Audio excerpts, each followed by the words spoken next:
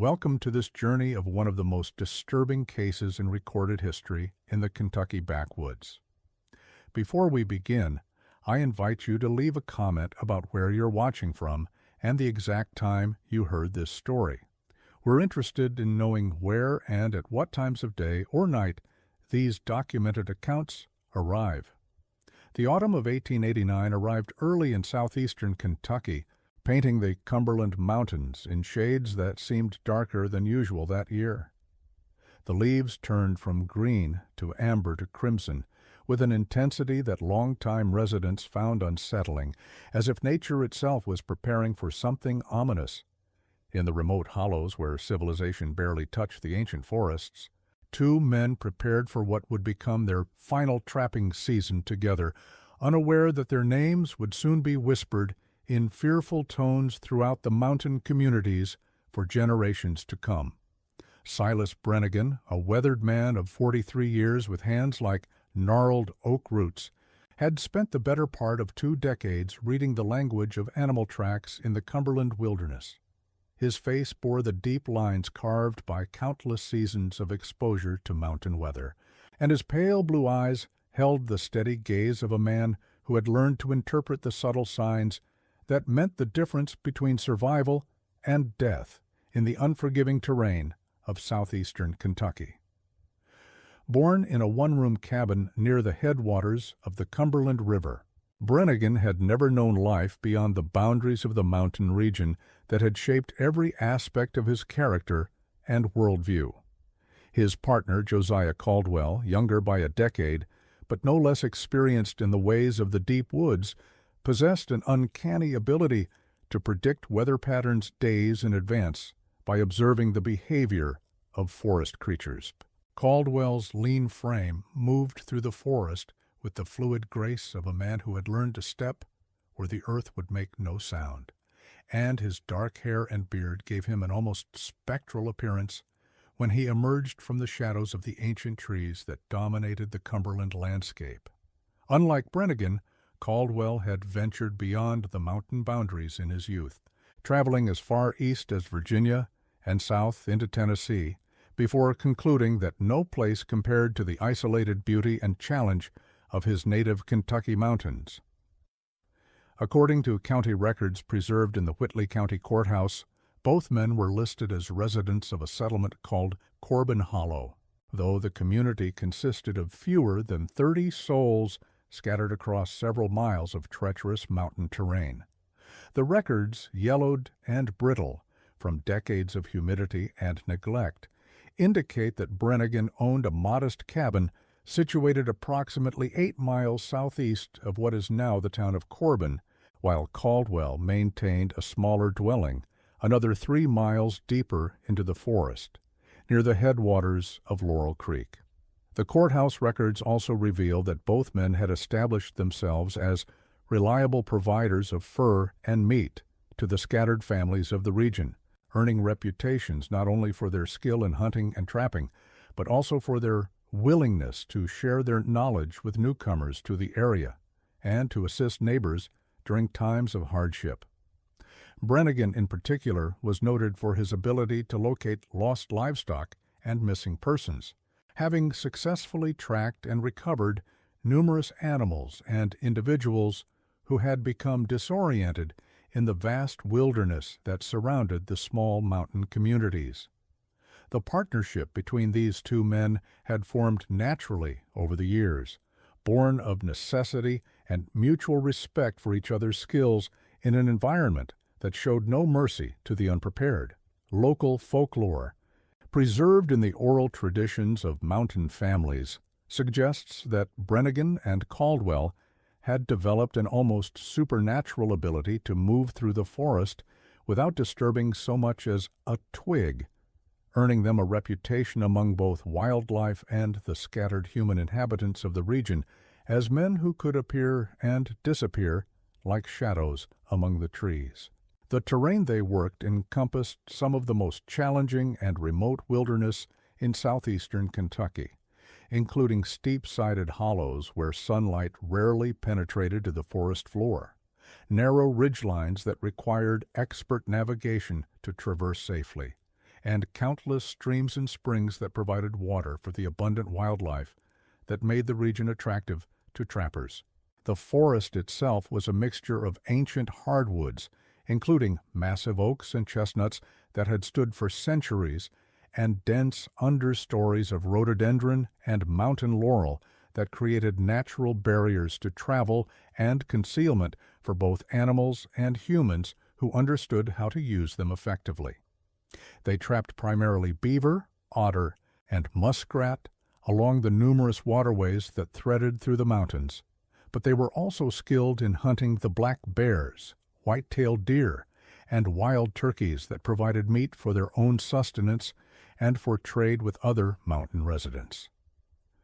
The beaver populations in the region were particularly robust, having been protected by the sheer inaccessibility of much of their habitat, and experienced trappers like Brenan and Caldwell could secure enough pelts during a good season to support themselves comfortably through the winter months and spring seasons when trapping was less productive.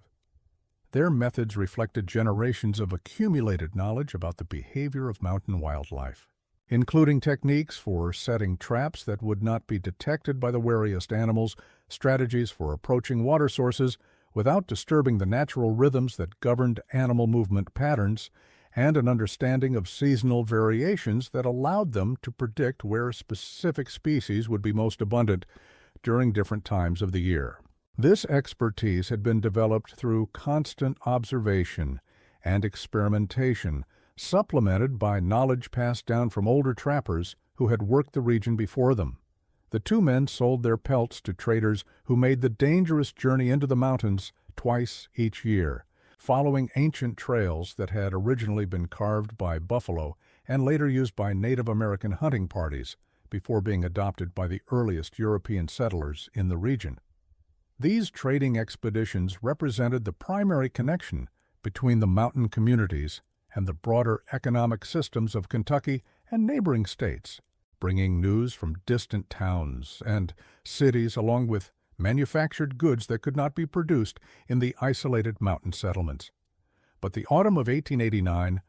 brought changes that old-timers in the region still spoke of in hushed tones decades later. The signs had been accumulating throughout the late summer months, subtle alterations in the behavior of wildlife that experienced woodsmen like Brenan and Caldwell would have noticed immediately but might not have immediately recognized as warnings of impending danger. Animals that typically moved in predictable patterns along established trails had begun avoiding certain areas entirely, creating gaps in the natural traffic patterns that seasoned trackers used to monitor the health and stability of the forest ecosystem. The first indication that something was specifically amiss came from Magdalene Osborne, an elderly woman who operated a small trading post at the mouth of Corbin Hollow. Mrs. Osborne, the widow of a man who had established the post 2 decades earlier, had developed over the years into one of the most reliable sources of information about activities throughout the mountain region, as her location at the intersection of several important trails made her establishment a natural gathering point for travelers, traders, and residents from throughout the area. According to her journal entries discovered during the renovation of her former home in 1952, Mrs. Osborne noted that both Brenan and Caldwell had visited her establishment on October 15th to purchase supplies for their upcoming trapping expedition. The journal entries, written in a careful script that reflected her background as one of the few literate residents of the region, provide detailed descriptions of the encounter that reveal important information about the state of mind and intentions of both men during their final weeks.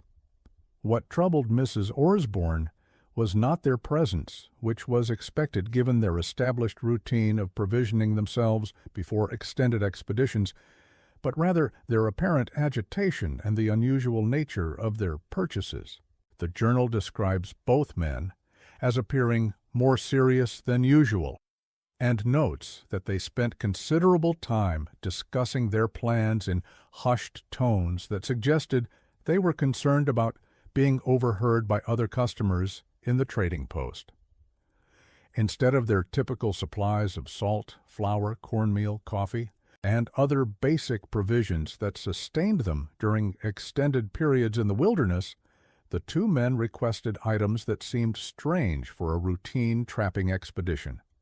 They purchased several coils of heavy rope, far more than would be needed for setting traps or constructing temporary shelters, and an unusual quantity of lantern oil that suggested they expected to be working extensively during nighttime hours when most trappers would normally be resting in their camps. Most puzzling of all, they requested a collection of iron stakes, typically used for marking property boundaries or establishing temporary corrals for livestock. These stakes, each approximately 3 feet in length and sharpened to a point, were heavy and cumbersome items that added significant weight to their packs without any apparent purpose related to trapping activities. When Mrs. Osborne inquired about these unusual items, expressing the natural curiosity of someone who had spent years outfitting wilderness expeditions and understood the importance of careful equipment selection, Brenan reportedly became evasive and uncomfortable. According to the journal entry, Brennan's response was uncharacteristically brief and defensive. He stated only that they had heard reports of something unusual near Troublesome Lake, a remote body of water situated in a particularly inaccessible section of what would later become part of the Cumberland National Forest. His refusal to elaborate further, combined with Caldwell's apparent nervousness throughout the encounter, left Mrs. Osborne with the impression that both men were preparing for something considerably more dangerous than a routine trapping expedition. The journal also notes that both men appeared to have lost weight since their last visit to the trading post several weeks earlier, and that their typical easy camaraderie seemed strained and subdued. Mrs. Osborne, who had known both men for years and had developed the mountain resident's ability to read subtle signs of distress or concern in people who were typically reluctant to express their fears openly, concluded that they were carrying a burden that they could not or would not share. Troublesome Lake, despite its ominous name, had long been known to trappers as an excellent location for waterfowl and aquatic mammals. Fed by several mountain streams that originated in the higher elevations of the Cumberland Range,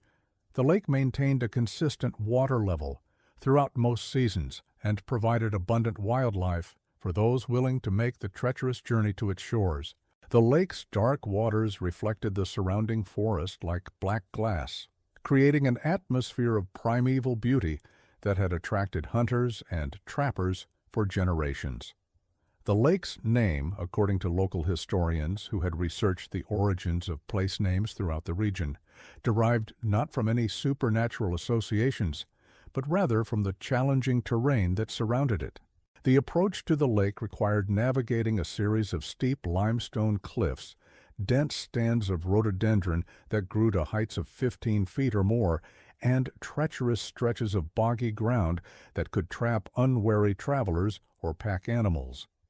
The difficulty of access had traditionally served as a natural protection for the wildlife populations around the lake, ensuring that only the most experienced and determined trappers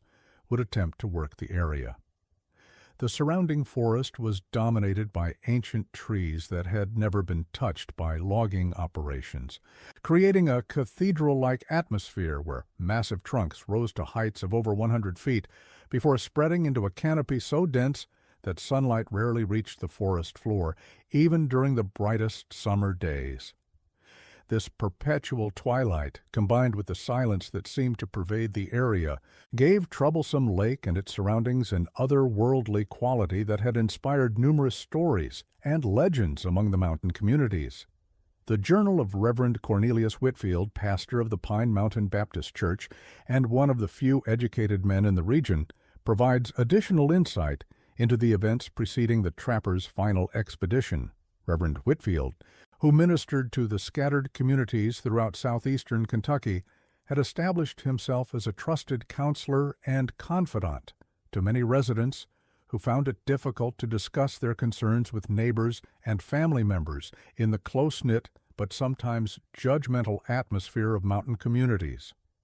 The Reverend's journal, discovered among his papers after his death in 1923, reveals a systematic and thoughtful approach to documenting the spiritual and social challenges faced by his parishioners. His education at a theological seminary in Louisville had provided him with both the intellectual tools and the emotional perspective necessary to understand and respond to the complex problems that arose in isolated communities where traditional support systems were often inadequate to address serious difficulties. Reverend Whitfield's entry, dated October 20th, notes that both Brenan and Caldwell had attended evening services, an unusual occurrence as neither man was known for regular church attendance. The Reverend's observation skills, sharpened by years of reading the subtle emotional and spiritual conditions of his parishioners, allowed him to detect signs of distress that might have been overlooked by less perceptive observers. He noted that both men appeared burdened by concerns that extended beyond the ordinary challenges of mountain life. More significantly, both men had approached him after the service to inquire about the church's collection of religious texts, specifically requesting to examine any materials related to what Caldwell described as the sanctification of cursed ground. This request struck the Reverend as highly unusual, as neither man had previously shown interest in theological matters, and the specific nature of their inquiry suggested they were dealing with something they perceived as spiritually dangerous or contaminated. The Reverend's journal entry describes the encounter in careful detail, revealing both his pastoral concern for the two men and his growing unease about the nature of their request. Brenan, typically a man of few words who expressed himself through actions rather than lengthy explanations, spoke at unusual length about the responsibility of Christian men to confront evil wherever it might manifest, even in remote locations where conventional authority structures were absent or ineffective. Caldwell, meanwhile, seemed particularly interested in biblical accounts of locations where unholy acts had occurred, and the methods by which such places might be cleansed or made safe for God-fearing people to inhabit. His questions revealed a familiarity with Scripture that surprised the Reverend, who had not previously suspected that either man possessed extensive knowledge of religious teachings. The specificity of his inquiries suggested that he had been studying such matters intensively in preparation for whatever confrontation they were planning. When Reverend Whitfield pressed them for more details about their specific concerns, hoping to provide more targeted spiritual guidance, they exchanged glances that suggested they had agreed beforehand to limit what they would reveal about their plans. Instead of providing the detailed explanation the Reverend hoped for, they requested only that he provide them with a written prayer of protection, which he agreed to do despite his continuing puzzlement about their urgency and secrecy. The prayer that Reverend Whitfield transcribed for the two trappers was later found among Brenan's personal effects, carefully folded and carried in a leather pouch along with other items that suggested the men believed they were embarking on something far more dangerous than a routine trapping expedition. The prayer, written in the Reverend's careful script on heavy paper that would resist damage from moisture and handling, beseeched divine protection against the influences of darkness that dwell in places where innocent blood has been spilled. The specific wording of this prayer would later prove significant to investigators attempting to understand what Brenan and Caldwell expected to encounter near Troublesome Lake. The reference to innocent blood suggested they believed they were approaching a location where violence had occurred, while the mention of influences of darkness indicated they suspected the presence of something beyond ordinary human criminality. These elements combined to suggest that their expedition was motivated by knowledge of specific events rather than vague suspicions or general concerns about safety in remote areas. The Reverend's journal also records his growing unease about the spiritual condition of both men following their request for the protective prayer. He noted that their demeanor throughout the encounter suggested they were preparing for battle against an enemy they could not clearly identify but deeply feared. This observation proved particularly prescient, as subsequent events would reveal that their fears were not only justified, but inadequate to the reality of what they would ultimately confront. Local records indicate that Brenan and Caldwell departed for Troublesome Lake on the morning of October 23, 1889, following several days of intensive preparation that included not only the gathering of supplies, but also what appeared to be reconnaissance activities in the general direction of their intended destination. Ezra Hensley, a neighbor who lived approximately 2 miles from Brennan's cabin, reported observing both men on multiple occasions during the preceding week, conducting what appeared to be scouting expeditions into the forest areas that lay between their homes and Troublesome Lake. Hensley, whose own cabin was positioned on a ridge that provided expansive views of the surrounding forest,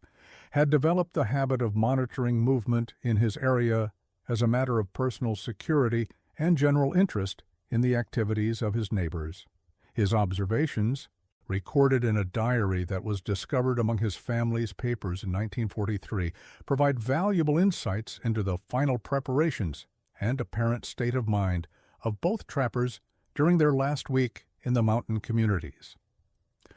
According to Hensley's diary entries, both men appeared to be mapping routes and identifying landmarks that would allow them to approach Troublesome Lake from multiple directions, suggesting they were planning for contingencies that went far beyond the needs of a conventional trapping expedition. Their movements followed patterns that indicated they were specifically avoiding established trails and seeking approaches that would minimize their visibility to anyone who might be monitoring the more obvious routes through the forest. On the morning of their departure, Hensley reported seeing the two men loading their pack animals with an unusual quantity of equipment that seemed inconsistent with their established practices for wilderness expeditions. Instead of their typical lightweight gear suitable for a mobile trapping operation, they carried heavy packs that appeared to contain tools and supplies for construction or fortification activities. Multiple lanterns, coils of rope, iron stakes, and what appeared to be a substantial quantity of salt suggested they were preparing for extended operations that would require establishing a fortified base camp. Hensley later told investigators that the men seemed grim-faced and determined, like soldiers preparing for battle rather than trappers heading out for a season's work. This military comparison proved more apt than Hensley could have realized at the time, as subsequent events would reveal that Brenan and Caldwell were indeed preparing for a confrontation that would require tactical planning and defensive preparations, rather than the stealth and patience typically associated with trapping activities. The diary also notes that both men had modified their usual firearms, carrying not only their standard hunting rifles, but also additional weapons that suggested they expected to encounter human rather than animal threats. Caldwell, in particular, was observed carrying a shotgun in addition to his rifle, along with what appeared to be significantly more ammunition than would be required for hunting or protection against wildlife. These preparations indicated that both men had concluded they were likely to face organized resistance from multiple human adversaries. The route to Troublesome Lake from Corbin Hollow required navigating approximately 15 miles of some of the most challenging terrain in southeastern Kentucky. The path, known only to experienced woodsmen who had spent years learning the subtle landmarks and natural features that marked the way through the seemingly endless forest, wound through dense woodlands across several mountain ridges, and through areas where the thick canopy of ancient trees created a perpetual twilight even during the brightest daylight hours.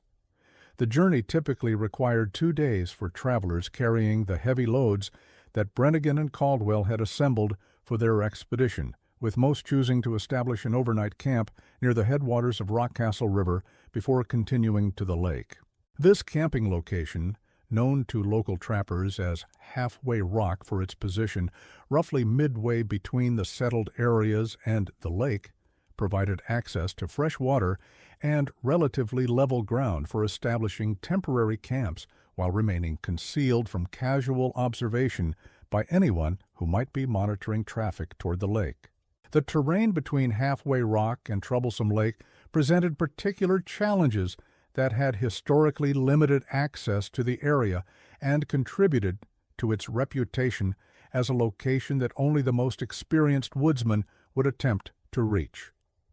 The final approach to the lake required crossing a series of steep ravines, navigating through dense stands of rhododendron that grew in seemingly impenetrable thickets, and traversing boggy areas where unwary travelers could become mired in soft ground that extended several feet below the deceptively solid-appearing surface. These natural obstacles, combined with the complete absence of established trails or landmarks visible to inexperienced travelers, had traditionally served as effective protection for the wildlife populations around Troublesome Lake, while simultaneously providing excellent concealment for anyone who might wish to establish operations in the area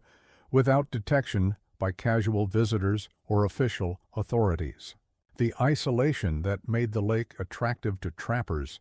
also made it ideal for activities that required complete privacy and protection from unwanted observation. For nearly 2 weeks, the absence of the two trappers caused no concern among the scattered residents of Corbin Hollow. Extended trapping expeditions were common during the autumn months, when animal populations were at their peak and weather conditions remained favorable for extended wilderness operations. Both men were known for their self-sufficiency and preference for solitude, qualities that were highly valued in mountain communities where independence and the ability to handle personal challenges without outside assistance were considered essential characteristics for survival and social acceptance. The mountain communities had developed cultural norms that respected individual privacy and autonomy to degrees that might seem excessive to residents of more densely populated areas, but which reflected the practical realities of life in regions where help from neighbors might be days away, and where personal resources and skills were the primary determining factors in survival during emergencies or unexpected challenges. This cultural context meant that extended absences by experienced woodsmen were viewed as normal and unremarkable, rather than as causes for immediate concern or investigation. However, by November 8th, when neither man had returned or sent word through the occasional travelers who passed through the region, concern began to grow among their neighbors and the broader community of mountain residents who depended on informal networks of communication to maintain awareness of potential threats or problems that might affect the safety and stability of their scattered settlements. The first expressions of concern came from practical considerations rather than abstract worry, as both men had established informal agreements to provide meat and furs to specific families during the winter months, and their continued absence was beginning to create hardships for people who had planned their own winter preparations around the assumption of their reliable return. Mrs. Osborne, whose trading post served as the unofficial communication center for the region, began receiving inquiries from residents who had expected to hear from the trappers by early November. These inquiries revealed that both men had made commitments and arrangements that they would not have ignored without compelling reasons, suggesting that their continued absence represented something more serious than a simple decision to extend their expedition in response to favorable conditions or exceptional opportunities. The first search party was organized by Tobias Messer, a local man who served as the unofficial leader of the Corbin Hollow community through a combination of personal authority, practical wisdom, and general respect earned over many years of assisting neighbors during times of crisis or uncertainty. Messer, a man in his mid-50s whose own background included extensive experience in wilderness travel and survival, understood both the challenges involved in mounting a search expedition in such remote terrain and the urgency of determining what had happened to two valued members of the community.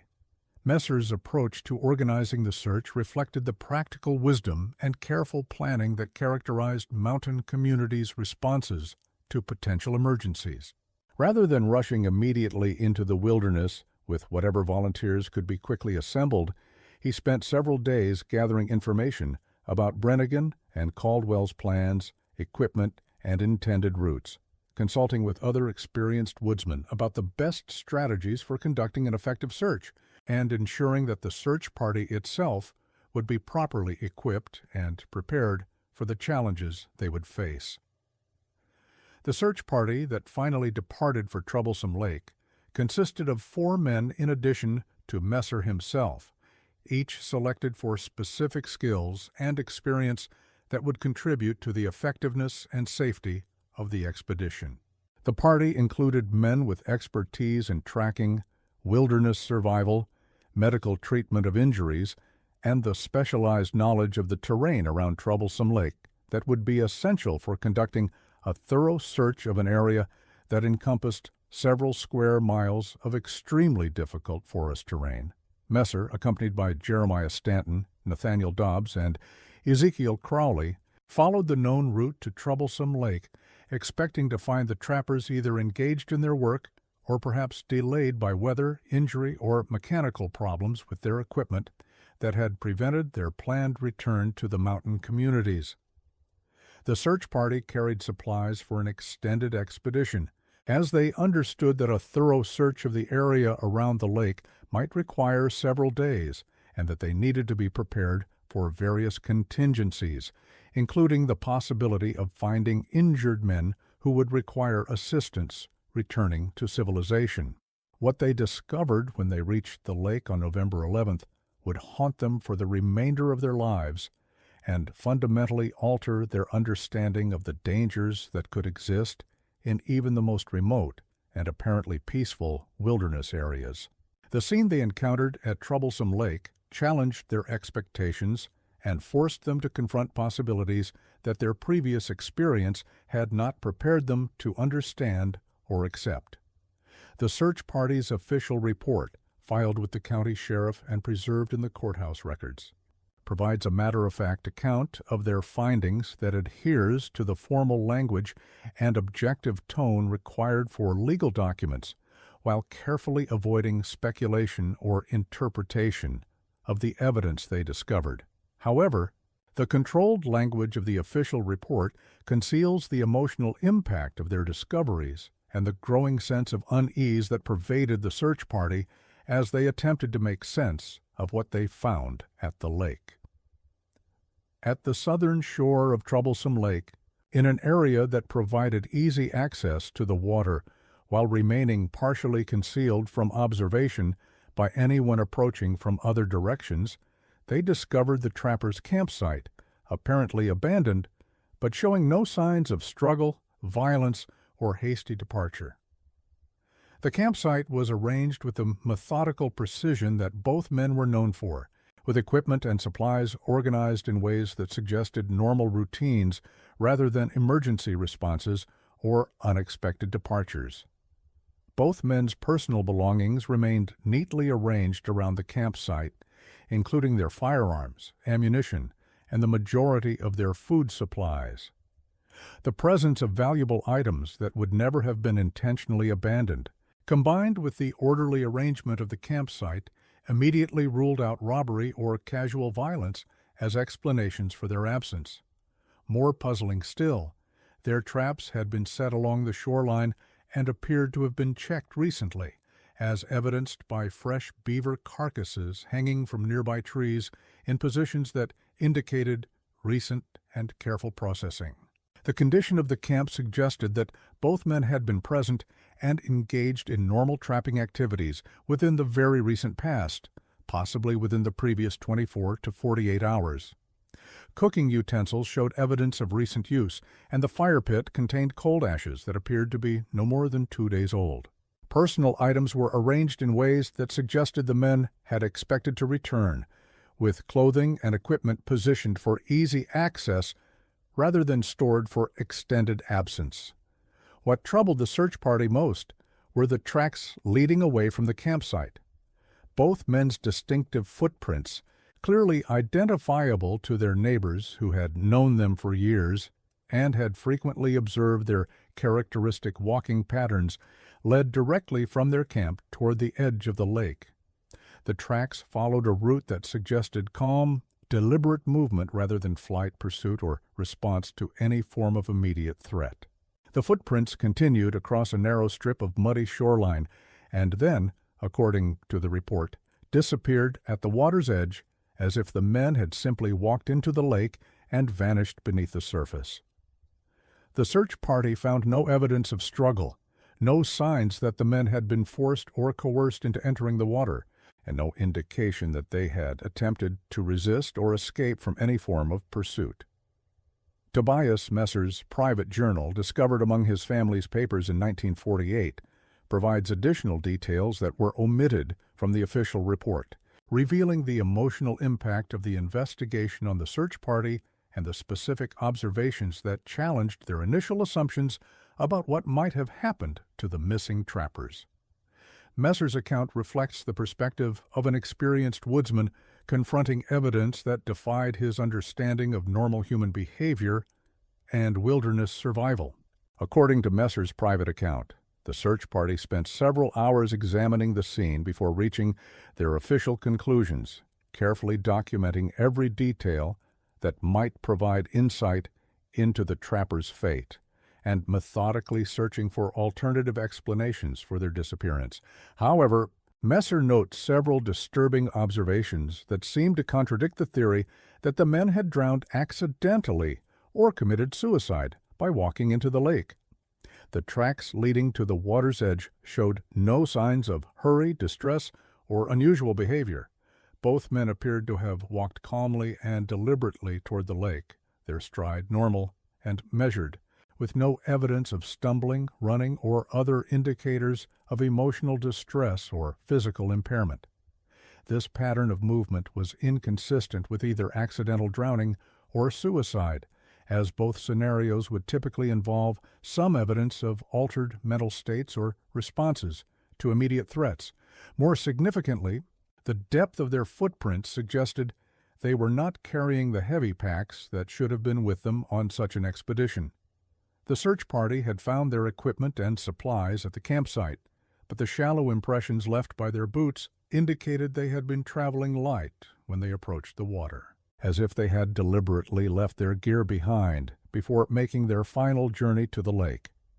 Messer also noted that the surface of Troublesome Lake showed no evidence of recent disturbance that would be expected if 2 men and their equipment had entered the water.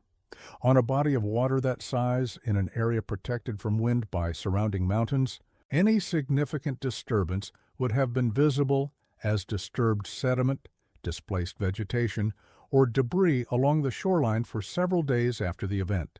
Instead, the lake appeared pristine, its dark waters reflecting the surrounding forest with mirror-like clarity that suggested no recent disruption of the aquatic environment. The search party spent 3 days dragging the lake with improvised equipment, focusing on the area where the tracks terminated, but gradually expanding their efforts to cover the entire accessible shoreline and the deeper portions of the lake that could be reached with their limited resources.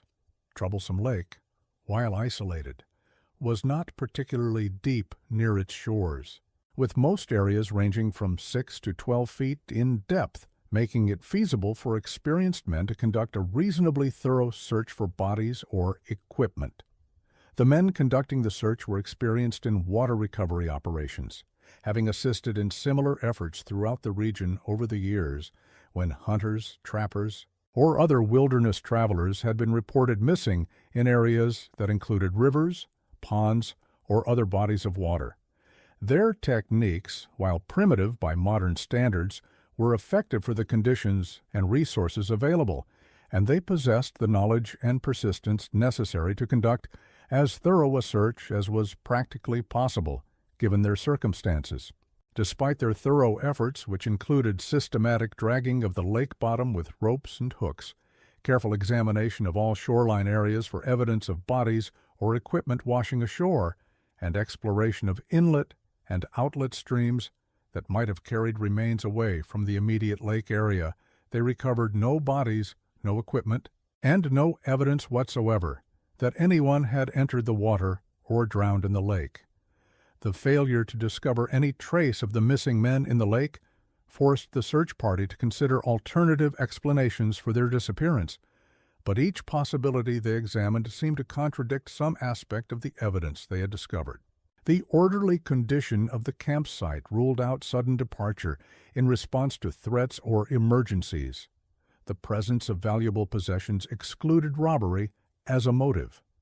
The calm, deliberate nature of the tracks leading to the water's edge eliminated explanations involving accident, pursuit, or panic.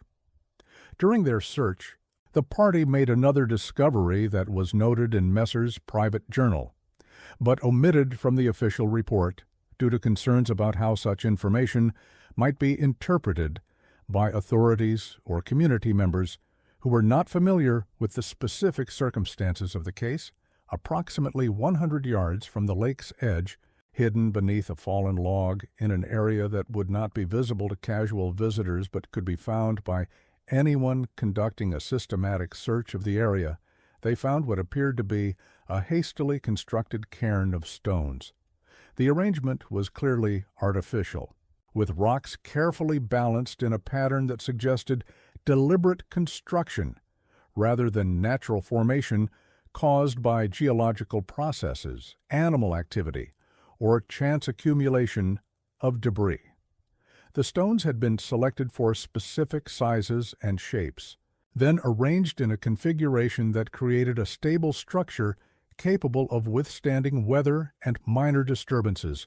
while remaining camouflaged among the natural features of the forest floor. When they dismantled the cairn with the careful attention to detail that characterized their entire investigation, they discovered a small cloth bundle containing several items that belonged to both Brenan and Caldwell, including personal effects that the men would never have willingly abandoned under normal circumstances.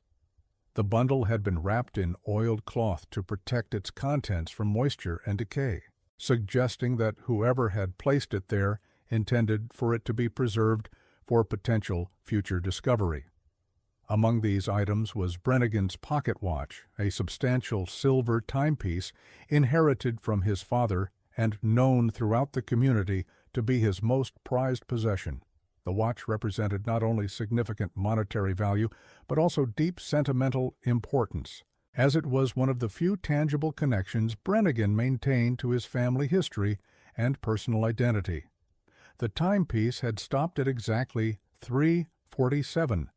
though whether this indicated morning or evening could not be determined from the position of the hands or the condition of the mechanism.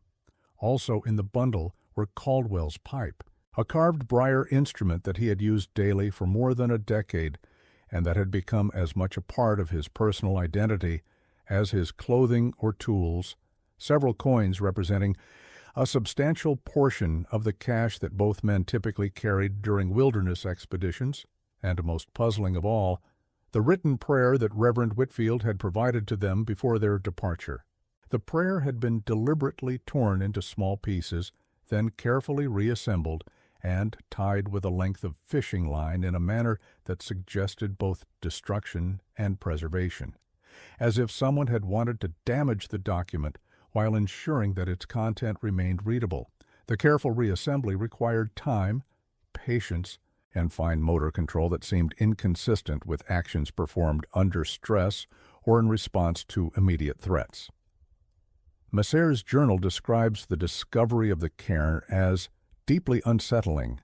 and notes that all members of the search party agreed to keep this information private, fearing that it might cause unnecessary panic among the already superstitious mountain communities, or lead to misinterpretation by outside authorities who lack the local knowledge necessary to understand the significance of their discovery. The decision to withhold this information from the official report would later prove controversial when the true nature of the trapper's disappearance began to emerge through other channels. The suppression of information about the cairn reflected the complex relationship between mountain communities and external authority structures, including law enforcement agencies that were viewed as distant, potentially unreliable, and often unsympathetic to the unique challenges and cultural norms that governed life in isolated rural areas. The search party's decision to limit their official report to information that could be easily understood and interpreted by outside authorities demonstrated their awareness that certain discoveries might be dismissed or misunderstood if presented without proper context. News of the disappearance spread slowly through the isolated communities of southeastern Kentucky, carried by traders, traveling preachers, and the occasional government official who ventured into the mountain regions as part of their duties related to mail delivery, tax collection, or other administrative functions that required contact with remote settlements. The communication networks that connected the scattered mountain communities operated through informal channels that prioritized personal relationships and trusted sources over official announcements or formal reporting procedures. The response from law enforcement was minimal, as the area fell under the jurisdiction of an overworked sheriff who was based more than 50 miles away in county seat and had limited resources for investigating incidents in remote locations that were difficult to reach and even more difficult to patrol effectively. The sheriff's department consisted of only 3 full-time officials responsible for law enforcement throughout a county that encompassed hundreds of square miles of challenging terrain, including vast wilderness areas where conventional law enforcement techniques were ineffective or impossible to implement. The official conclusion, reached without a thorough investigation or independent verification of the search party's findings, was that both men had accidentally drowned and their bodies had been swept away by underground currents that were known to exist in several of the region's lakes and rivers. This explanation, while convenient for administrative purposes, was based more on the desire to close the case quickly than on careful analysis of the available evidence or consideration of alternative possibilities. However, this explanation satisfied few of those who knew Brenan and Caldwell personally,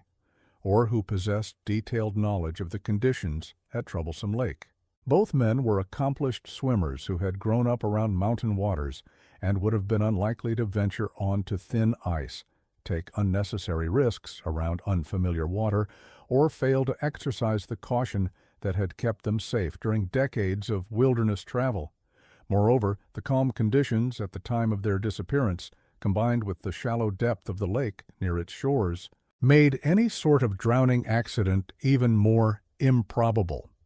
The inconsistencies between the official explanation and the facts known to local residents contributed to growing suspicion that important information was being concealed or that authorities were deliberately avoiding a thorough investigation for reasons that had more to do with administrative convenience than pursuit of truth or justice. This suspicion, combined with the mountain community's traditional distrust of outside authority, created an atmosphere of unresolved tension that persisted long after the immediate crisis had passed.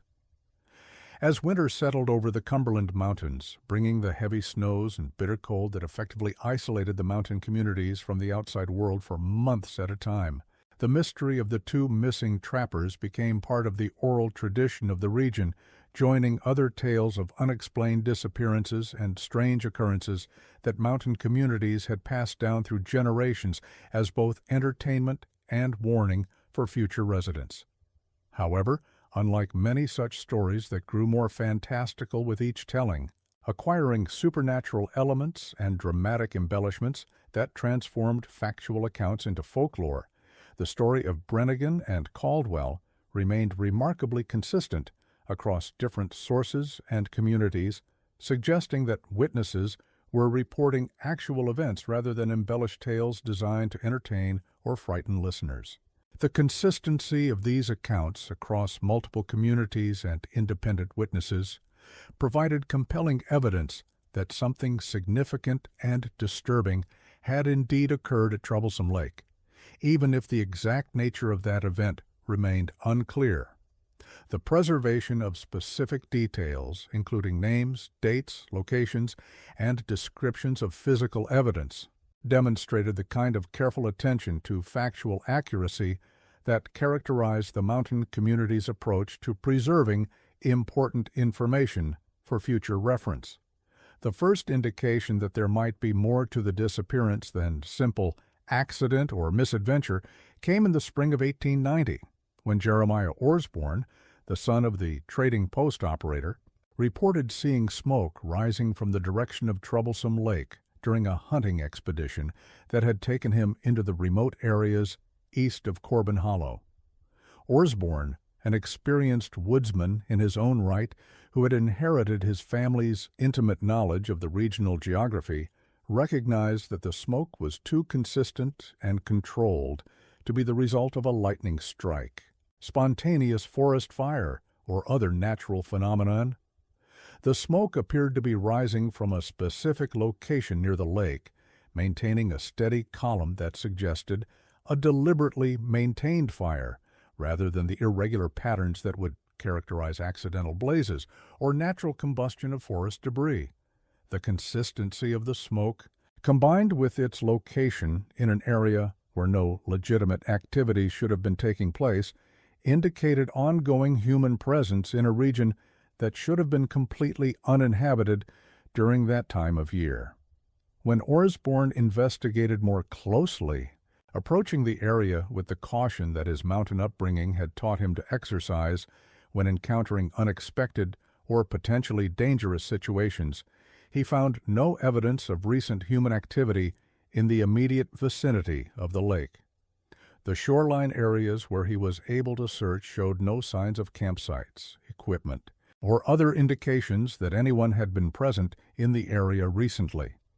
However, his investigation was limited by time constraints and the challenging terrain that prevented him from conducting a complete survey of all areas around the lake. This pattern of mysterious signs continued throughout the following year, with several reliable witnesses reporting strange lights, unexplained sounds, and other phenomena in the vicinity of the lake during nighttime hours when legitimate activities would be extremely unlikely and dangerous to attempt. The reports came from experienced woodsmen who were familiar with the natural sounds and sights of the forest, and who would not normally have been confused by ordinary wildlife activity, weather phenomena, or other explanations for unusual sensory experiences. Most dismissed these reports as the products of imagination, the natural tendency of isolated communities to find supernatural explanations for ordinary events, or the exaggeration of minor incidents by people who were predisposed to expect mysterious occurrences in areas associated with unexplained disappearances. However, the accumulation of consistent accounts from credible sources began to suggest that something significant was indeed occurring in the remote wilderness around Troublesome Lake, even if the exact nature of those activities remained unclear. The breakthrough in understanding what had actually happened to Brenan and Caldwell came from an unexpected source in the autumn of 1891, exactly 2 years after their disappearance. Mordecai Gentry, a traveling minister who served the remote communities throughout the Cumberland region, conducting revival meetings and providing spiritual guidance in areas where permanent clergy were unavailable, was engaged in a series of religious gatherings in Corbin Hollow when he was approached by an elderly woman named Claudia Messer, the widow of Tobias Messer, who had led the original search party.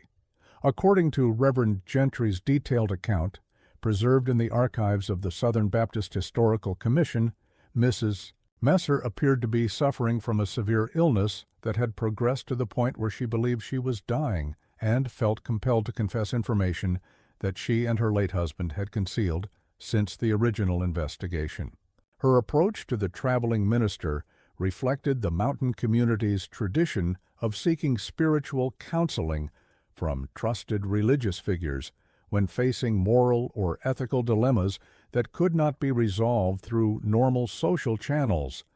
Mrs. Messer requested a private meeting with the minister, claiming to possess information about the missing trappers that she needed to confess before her death in order to achieve spiritual peace and avoid carrying the burden of concealed truth into whatever afterlife awaited her. Her distressed condition and obvious sincerity convinced Reverend Gentry that she possessed important information that had been suppressed for reasons that she now regretted, but had previously felt were justified by circumstances beyond her control. What she revealed to Reverend Gentry challenged everything that had been assumed about the case and forced a complete reconsideration of the nature and scope of the threats that had been operating in the remote wilderness areas around Troublesome Lake. Her confession provided the first comprehensive explanation for the disappearance of Brenan and Caldwell,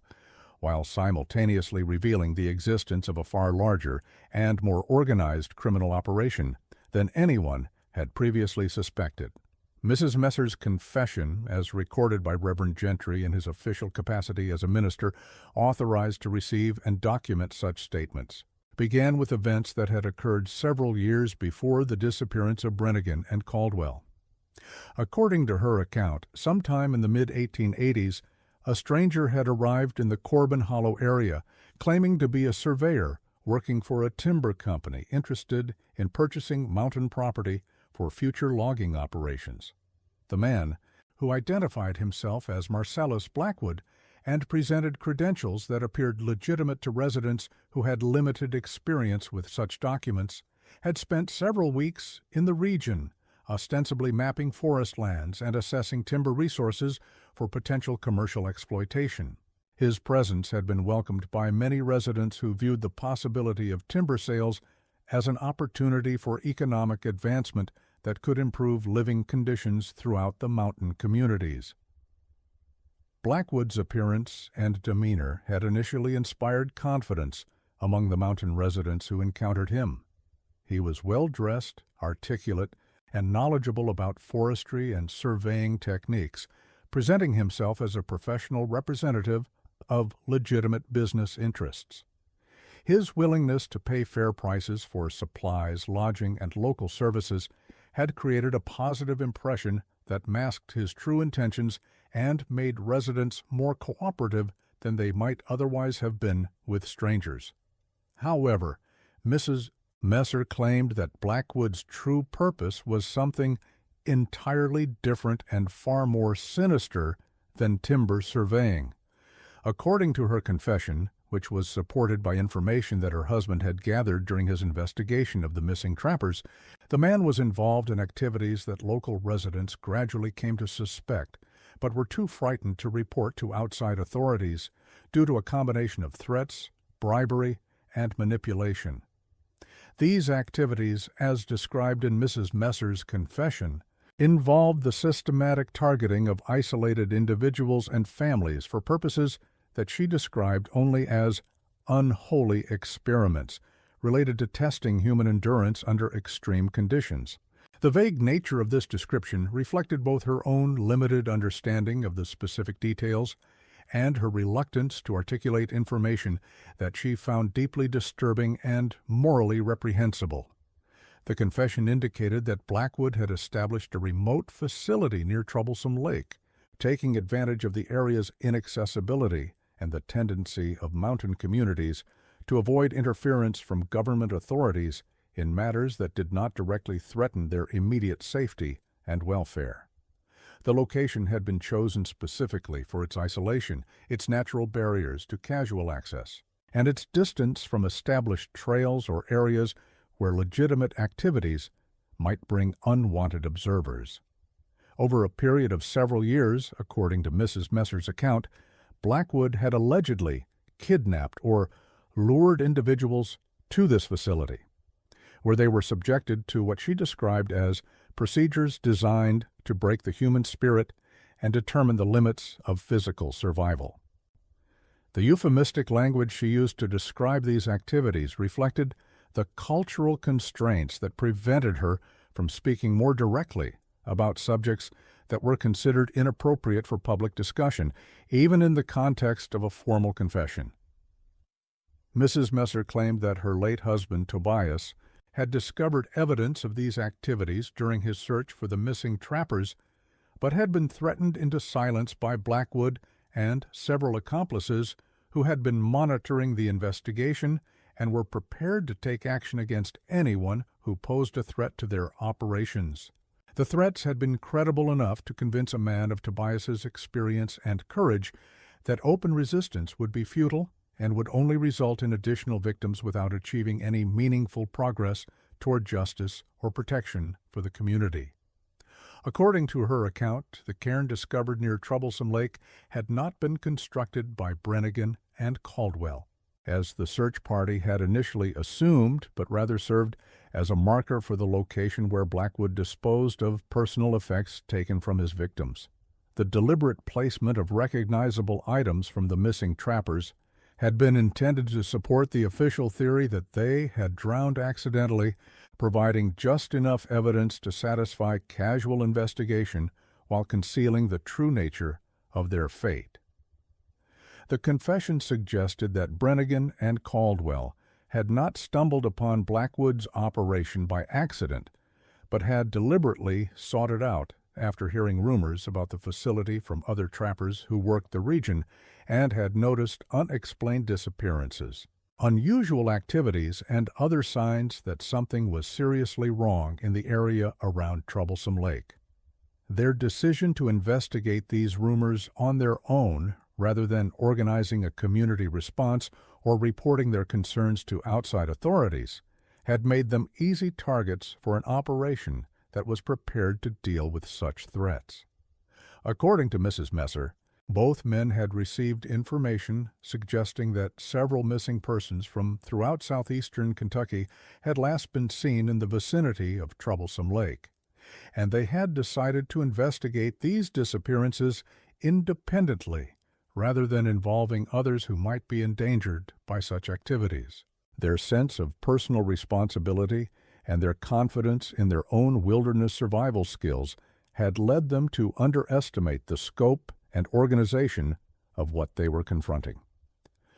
Reverend Gentry's account notes that Mrs. Messer appeared to be in great distress throughout her confession, frequently pausing to compose herself and repeatedly expressing fear that they might discover her betrayal of information that she had been sworn to keep secret.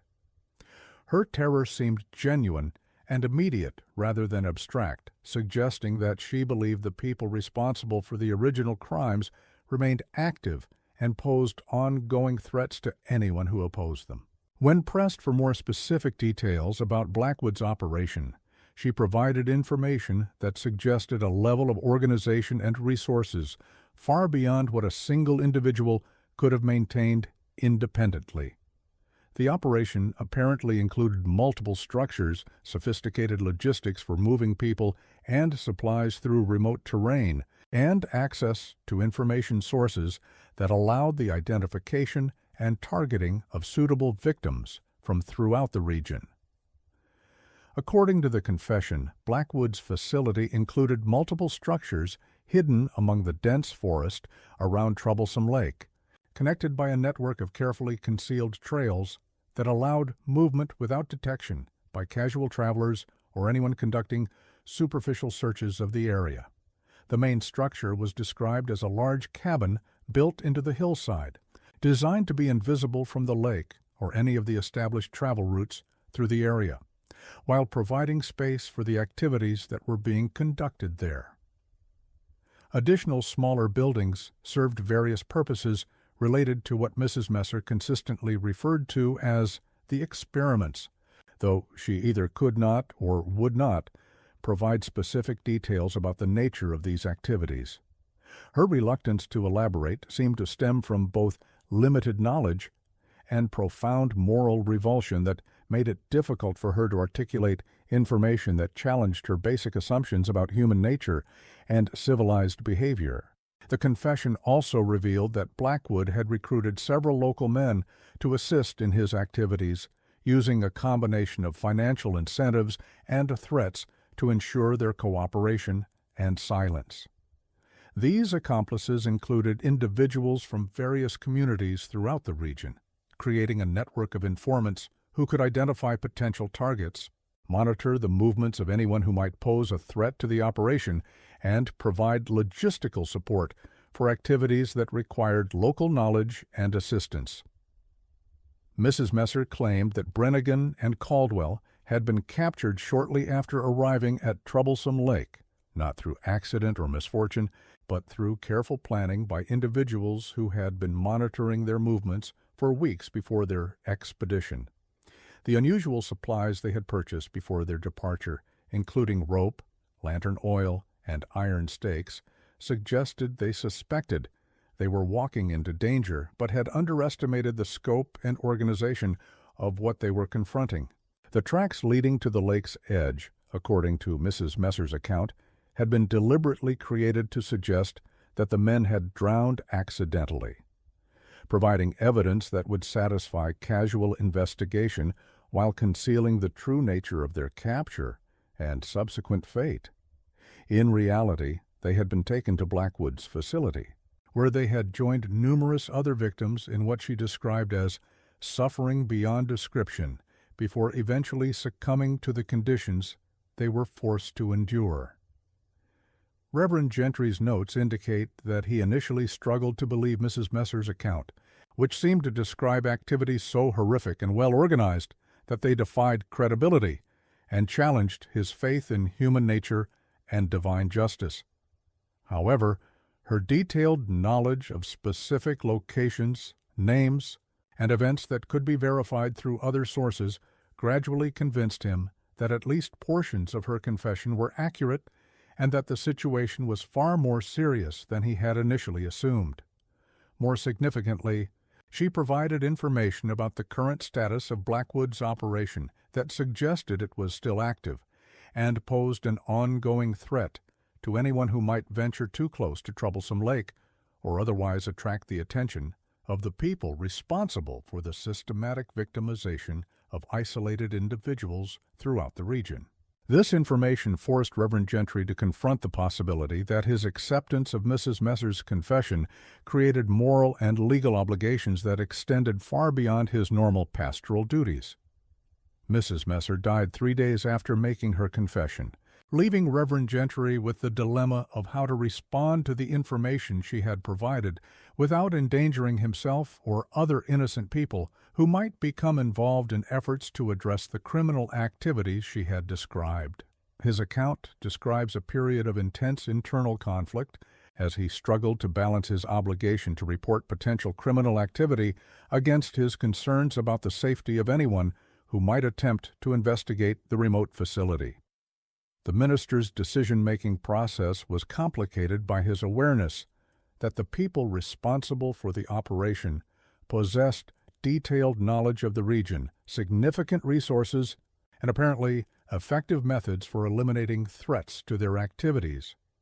The fate of Brenan and Caldwell demonstrated that even experienced and well-prepared men could be overcome by adversaries who possessed superior organization and local intelligence, making any confrontational approach extremely dangerous. Ultimately, Reverend Gentry decided to approach the county sheriff with Mrs. Messer's allegations, though he chose to present the information in a way that emphasized the need for extreme caution in any investigative efforts and stressed the sophisticated nature of the criminal operation that would need to be addressed. His approach reflected both his sense of moral responsibility and his practical understanding of the limitations that would affect any official response to such serious charges. The sheriff's response, as documented in county records that were preserved despite their sensitive nature, was skeptical but sufficiently concerned to warrant some form of official action. The allegations were serious enough to require investigation, but the remote location and apparent organization of the suspected criminal operation created significant challenges for law enforcement agencies that lacked both the resources and the expertise necessary for operations in such difficult terrain.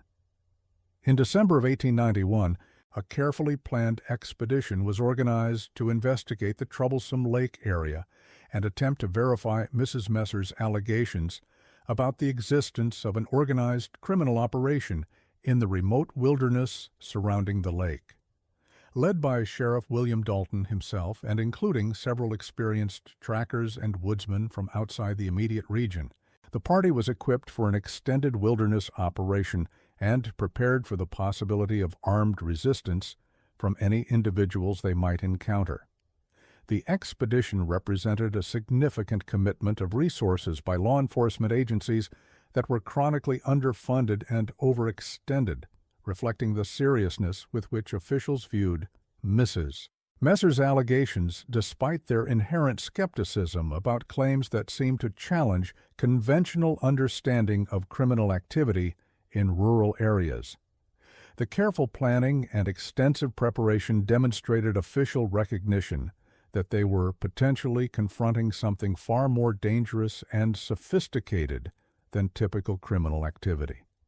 The expedition's official report, filed upon their return and carefully preserved in county archives, despite its sensitive contents, provides a cautiously worded account of their findings that avoids many of the more disturbing details, but confirms the basic accuracy of Mrs. Messer's confession.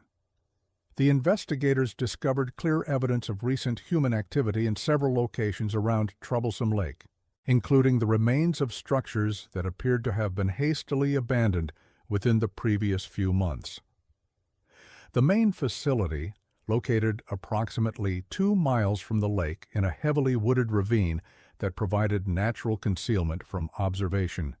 consisted of a large timber structure built partially underground to minimize its visibility from ground level or aerial observation. The building showed evidence of hasty evacuation, with personal belongings scattered throughout the interior and clear signs that important materials had been removed quickly by people who were responding to immediate threats or warnings. Most significantly, the investigators discovered what they described in their official report as physical evidence of activities inconsistent with legitimate surveying or timber operations. I guess,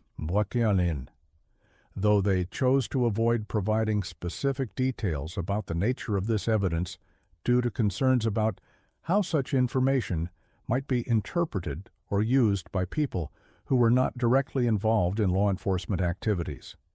While the official report maintains the careful, objective tone required for legal documents, contemporary accounts from expedition members, preserved in private letters and family documents that were discovered decades later, paint a far more disturbing picture of what the investigators actually found at the abandoned facility. These personal accounts reveal the emotional impact of the discoveries on experienced law enforcement officers and provide details that were considered too sensitive or disturbing for inclusion in official documentation. The facility included what appeared to be holding areas designed to confine multiple individuals against their will, with heavy iron restraints, reinforced doors, and other equipment whose purpose could only be described as sinister and completely inconsistent with any legitimate commercial or scientific activity. The construction quality and attention to detail suggested that these installations had been planned and built by people with considerable resources and expertise in containing unwilling occupants. The investigators also discovered human remains in a remote section of the facility, though the condition of these remains made identification impossible and prevented determination of how many individuals were represented or what specific circumstances had led to their deaths. The location and condition of the remains suggested deliberate concealment and disposal rather than accidental death or natural causes. Perhaps most significantly for the investigation into the disappearance of Brenan and Caldwell, the expedition discovered personal effects belonging to both men in a storage area within the main structure. These items included clothing, tools, and other possessions that confirmed the men had been brought to the facility and had been present there for some period of time, though their ultimate fate remained uncertain based on the physical evidence available to the investigators. The discovery of recognizable possessions belonging to the missing trappers provided conclusive proof that Mrs. Messer's confession had been accurate in its basic claims about the existence of an organized criminal operation and the fate of Brenan and Caldwell. However, the abandoned condition of the facility and the absence of any current occupants meant that the investigation failed to result in arrests or immediate resolution of the case. The official investigation concluded with arrest warrants being issued for Marcellus Blackwood and several alleged accomplices whose names had been provided by Mrs. Messer or discovered during the search of the abandoned facility.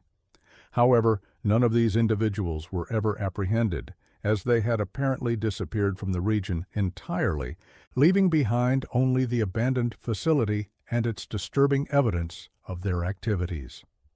According to witness accounts from the time, Blackwood and his associates had received advance warning of the planned investigation and had evacuated their operation several weeks before the arrival of law enforcement officials. The sophistication of their early warning system and the thoroughness of their evacuation suggested access to information sources within law enforcement agencies or local communities that allowed them to anticipate and avoid official responses to their activities. The revelation that Brenan and Caldwell had been victims of an organized criminal operation rather than a simple wilderness accident sent shockwaves through the mountain communities of southeastern Kentucky, forcing residents to confront the reality that their isolation and independence, traditionally viewed as sources of strength and security, could also become sources of vulnerability when confronted by predators who understood how to exploit these very characteristics.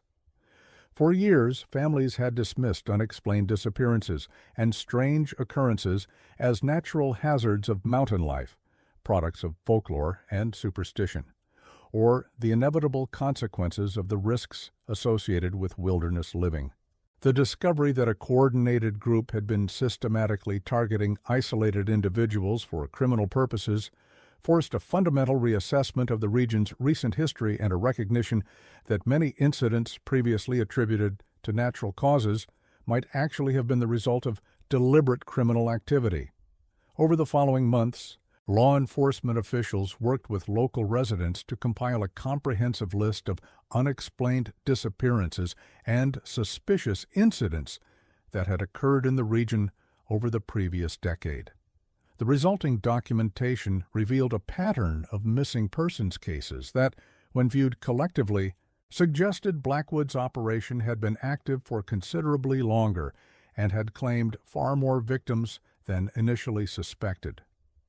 The systematic review of missing persons cases revealed disturbing patterns that had not been apparent when individual incidents were considered in isolation. Disappearances had occurred at regular intervals, suggesting organized rather than opportunistic criminal activity, and victims had been selected based on characteristics that made them ideal targets for an operation that required isolated individuals who would not be missed quickly by friends, family, or community members. The psychological impact on the mountain communities was profound and lasting, affecting not only the immediate families of known or suspected victims, but also the broader social relationships and cultural assumptions that governed life in isolated rural areas. Residents who had prided themselves on their self-sufficiency and intimate knowledge of their environment discovered that they had been living unknowingly alongside predators who understood their isolation and used it against them. The trust that had traditionally characterized relationships between neighbors and strangers in the region was shattered, replaced by a pervasive suspicion and wariness that persisted for generations and fundamentally altered the social dynamics of communities that had previously operated on assumptions of mutual respect and cooperative security. The realization that strangers could not be trusted and that isolation was a source of vulnerability rather than safety created lasting changes in behavior patterns and social norms. The story of Brenan and Caldwell became a cautionary tale within the mountain communities though not in the way that might be expected. Rather than serving as a warning about the dangers of venturing into remote wilderness areas,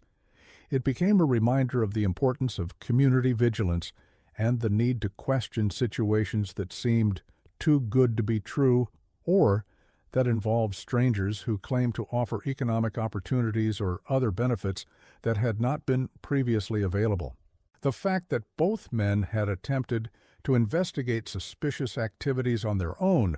rather than organizing a larger community response or seeking assistance from outside authorities was cited repeatedly as a critical mistake that cost them their lives and allowed the criminal operation to continue claiming additional victims. Their individual courage and sense of responsibility, while admirable in principle, had proven inadequate against organized adversaries who possessed superior resources and local intelligence. The abandoned facility near Troublesome Lake was systematically destroyed by local residents in 1892, who organized a community effort to remove any trace of Backwoods' operation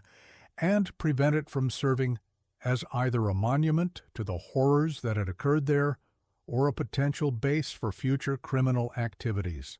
The buildings were burned, their foundations excavated and filled, and the entire area deliberately obscured to eliminate any physical reminder of the traumatic events that had taken place there. However, the psychological scars left by the discovery proved more difficult to erase,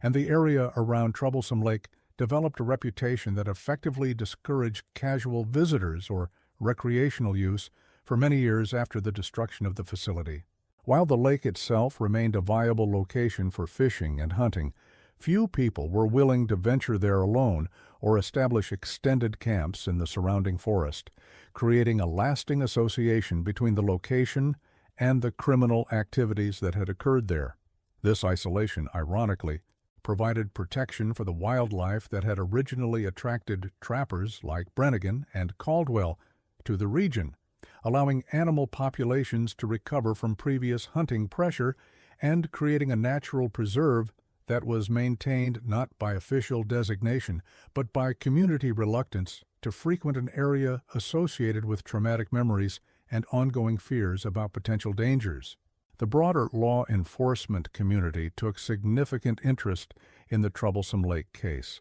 recognizing it as an early example of organized criminal activity targeting rural populations using methods that would later become more common as transportation and communication systems developed to allow greater mobility and coordination among criminal organizations. The methods used by Blackwood and his accomplices, including systematic intelligence gathering, establishment of remote facilities, and recruitment of local accomplices, represented a level of sophistication that challenged existing assumptions about rural crime and law enforcement needs. However, the investigation's ultimate failure to apprehend the perpetrators highlighted the significant challenges faced by rural law enforcement agencies in addressing sophisticated criminal operations that possessed superior resources, organization, and local knowledge. The resources and expertise required to pursue such cases often exceeded the capabilities of county-level authorities, while state and federal agencies had limited jurisdiction or interest in crimes that occurred in remote areas with small populations and limited political influence. The case also demonstrated the vulnerability of isolated communities to exploitation by individuals who understood how to manipulate their social dynamics, economic needs, and geographic challenges for criminal purposes. Blackwood's operation had succeeded in part because it exploited the mountain residents' traditional reluctance to involve outside authorities in local affairs, their tendency to attribute unexplained events to natural causes, and their respect for individual privacy and independence that made them reluctant to investigate or report suspicious activities. Years later, when researchers and journalists attempted to reconstruct the full scope of Blackwood's activities and document the complete impact of his operation on the mountain communities, They encountered significant obstacles beyond the simple passage of time and the deterioration of physical evidence. Many of the witnesses to the original investigation had died, and those who remained were often reluctant to discuss events that had traumatized their communities and continued to evoke painful memories and unresolved fears.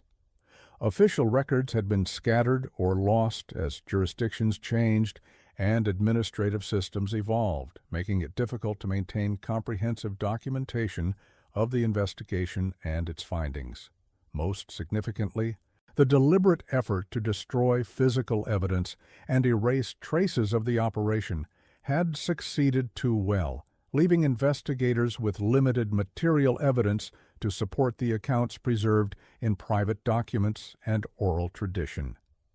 The story of the two trappers whose tracks ended at the lake thus became something more complex than a simple tale of mysterious disappearance. It served as a window into a dark chapter of regional history that illustrated how isolation and independence, traditionally viewed as sources of strength for mountain communities, could also become sources of vulnerability when confronted by predators who understood how to exploit these very qualities for criminal purposes. The case also highlighted the limitations of traditional law enforcement approaches when confronting organized criminal operations that possessed superior local knowledge, significant resources, and the ability to operate across jurisdictional boundaries without detection or effective pursuit. The failure to achieve justice for Brenan and Caldwell and the other victims of Backwoods' operation demonstrated the need for new approaches to rural law enforcement that could address the unique challenges posed by criminal activities in remote areas. Today, more than a century after the disappearance of the two trappers, Troublesome Lake remains a testament to the dark possibilities that can lurk beneath the surface of even the most peaceful and isolated wilderness areas. The lake's dark waters continue to reflect the surrounding forest, holding their secrets as they have for generations, while the forest itself has reclaimed the sites where human suffering once occurred, leaving only memories and warnings for those wise enough to heed the lessons of the past.